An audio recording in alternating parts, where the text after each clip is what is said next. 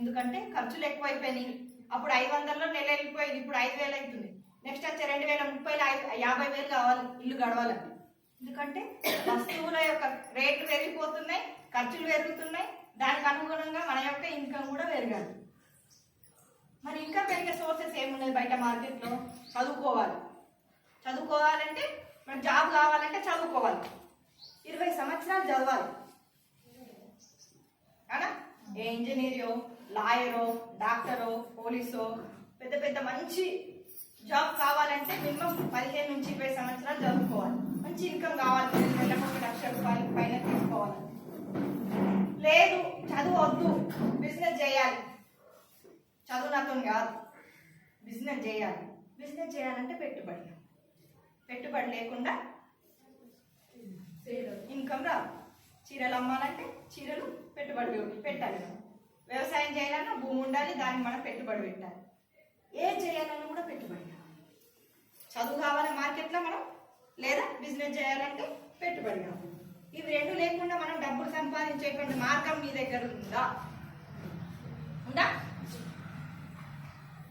నా దగ్గర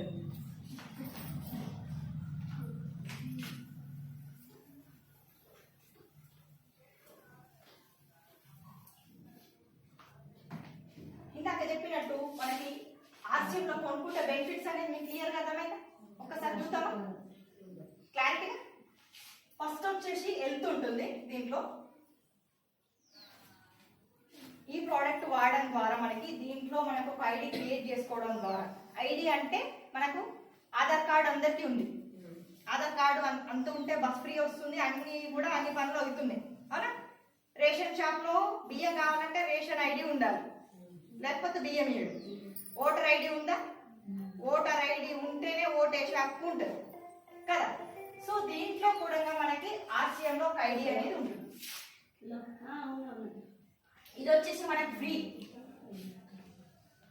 దీన్ని క్రియేట్ చేసుకోవడం కోసం మనం ఎటువంటి డబ్బులు ఎవరికి ఇవ్వాల్సిన అవసరం లేదు. జస్ట్ మీకు సార్ చెప్పాడు ఇంతకుముందు, Aadhaar card, photo, bank account. మీకు ఎవరైతే ఆర్సీఎం గురించి మీ చుట్టుపక్కల ఫ్రెండ్స్ అండ్ రిలేటివ్స్ ఎవరైతే చెప్పారో వాళ్ళకి ఈ డాక్యుమెంట్స్ ఇవ్వాలి.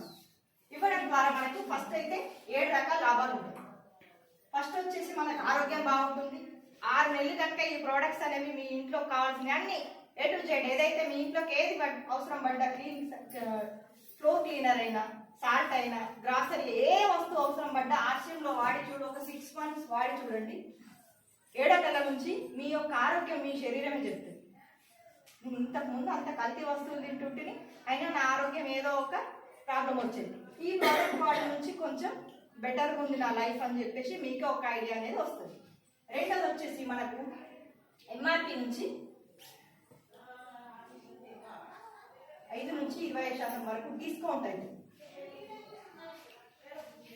ఓకే, ప్రతి ఒక్క ప్రోడక్ట్ ఏ ప్రోడక్ట్ తీసుకున్నా డిస్కౌంట్. బయట మార్కెట్లో డిస్కౌంట్ ఇస్తారా?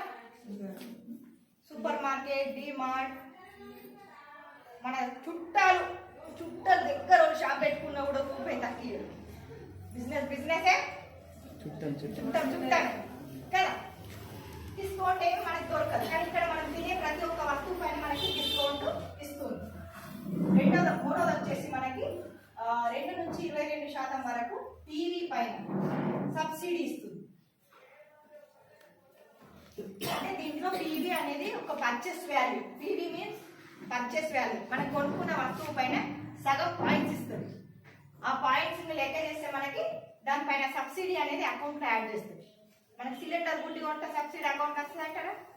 అట్లా సేమ్ ఇందులో కూడా వస్తువులు కొనుక్కుంటే మనకి సబ్సిడీ పైన పీవీ అనేది కమిషన్ లెక్క చేసి ఇస్తుంది. 4వది వచ్చేసి 30 రోజులు 30 days మనీ బ్యాక్ గ్యారెంటీ. 30 రోజుల వరకు మనీ బ్యాక్ గ్యారెంటీ అంటే నీకు ఏవైనా వస్తువైనా నచ్చకపోతే 30 రోజుల వరకు రిటర్న్ ఇవ్వచ్చు. విప్పకూడనిది. సపోజ్ 4 సోప్స్ సబ్బులు తీసుకపోయినాం, ఒక సబ్బు తీసి వాడినాం, మిగతా 3 సబ్బులు ఏం చేయాలి? షాప్కి వెళ్ళి రిటర్న్ ఇచ్చేటువంటి అవకాశం కూడా ఇందులో ఉంది. మరి బయట మార్కెట్లో ఉందా? లేదు. నచ్చకపోతే విసిరి పాడేది చెప్తారు. సో ఇక్కడ 5వది వచ్చేసి 100% ఒరిజినల్ బిల్ వస్తుంది. పక్కా బిల్.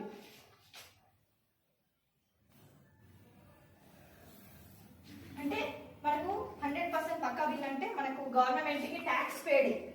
ప్రతి ఒక్క ప్రోడక్ట్ ఒరిజినల్ ప్రోడక్ట్ కెమికల్ లేనిదని గవర్నమెంట్ సలహాతో నడుస్తున్నటువంటి కంపెనీ అని మనకు 100% మన పేరు మీద మనకు బిల్ వస్తుంది. మన కిరాణా షాప్ లేదు, ఒక చిట్టి పైన ఇట్లా రాసేస్తాడు, ఆటమైన తీర రేట్ వేసేసి బిల్ వేసి ఇచ్చేస్తాడు. మనం ఏది క్వశ్చన్ చేయడానికి అక్కడ అవకాశం లేదు. సో ఆ రోజు వచ్చేసి మనకి 6 months ఫ్రీ ప్రోడక్ట్.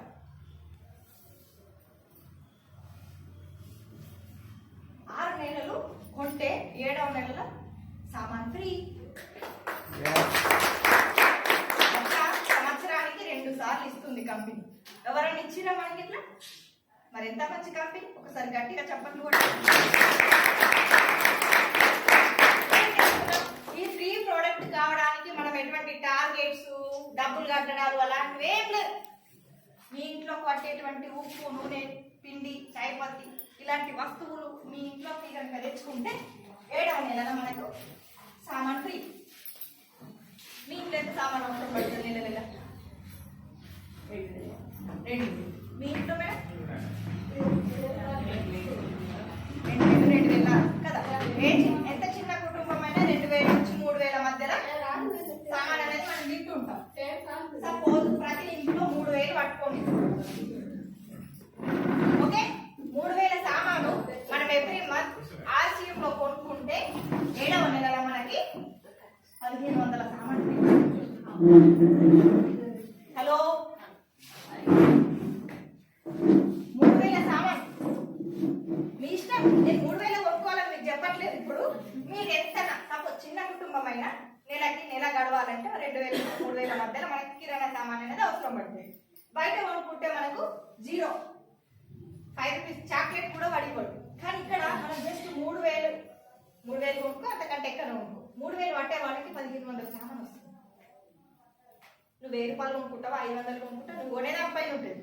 కానీ ఇక్కడ మనకు ప్రతి నెల 6 నెలలకు ఒకసారి 7వ నెలలో సామాన్ అనేది ఫ్రీ ఇస్తుంది. మనం కొత్తగా ఏం చేస్తున్నాం, అక్కడ కొనుక్కున్నది ఈడో కొనుక్కుంది. అంతే కదా? అంతేనా? అంతేనా? ఇంకేం చెప్పిన అంటే అక్కడ కొనుక్కున్నది ఇక్కడ కొనుక్కుంటాం అంతే. అక్కడ కొనే వస్తువులు ఇక్కడ కొడుతుంది. అంతేనా? దానికి మనకు అదనంగా ఫ్రీ ప్రొడక్ట్స్ అనేది ఎక్స్ట్రా ఇస్తుంది. ఓకే, మనం వాళ్ళు ఏమి ఇస్తారో అవే తీసుకోవాలని ఏం లేదు. నీకు ఏం కావాలో అదే తీసుకో. అమ్మ నీకు షాప్ వాళ్ళే కాల్ చేస్తారు. నువ్వు షాప్కి వెళ్ళినప్పుడు, అమ్మ నీకు ఈ నెలలో ఈ సామాన్ వచ్చింది, ఏం కావాలో తీసుకో. పలానా 1,000 రూపాయలు వచ్చింది, 500 వచ్చింది, 2,000 వచ్చింది, నీకు ఇష్టమైతే తీసి సెలెక్ట్ చేసుకొని వచ్చేసేయండి, డబ్బులు కంపెనీ ఇస్తుందని చెప్పు.